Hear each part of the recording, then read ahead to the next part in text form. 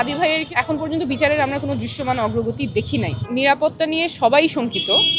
সেই জায়গায় আমরা আশা করব যে লেভেল প্লেইং ফিল্ড প্রশাসনের থেকে সব দলের জন্য এবং সব প্রার্থীর জন্য, স্বতন্ত্র এবং দলীয় প্রার্থী সবার জন্যই যাতে একটা লেভেল প্লেইং ফিল্ড নিশ্চিত করা হয়। আসলে এইভাবে আইন শৃঙ্খলা পরিণতির যে অবনতি হচ্ছে, বিশেষ করে সামনে নির্বাচনকেও আমরা চাই একটা সুষ্ঠু স্বাভাবিক পরিবেশে হয়, যেখানে সবাই স্বতঃস্ফূর্তভাবে অংশগ্রহণ করতে পারবে এবং কোনো ভয় ভীতি ছাড়া অংশগ্রহণ করতে পারবে। যারা প্রার্থী আছেন তারা স্বাভাবিকভাবে সবার কাছে যেতে পারবেন, জনগণের কথা শুনতে পারবেন। কারণ নির্বাচনে তো জনপ্রতিনিধি মানুষ নির্বাচিত করে, জনপ্রতিনিধি হতে হলে তো মানুষের কাছে যেতে হবে, তার স্বপ্নের কথা বুঝতে হবে, সমস্যার কথা বুঝতে হবে।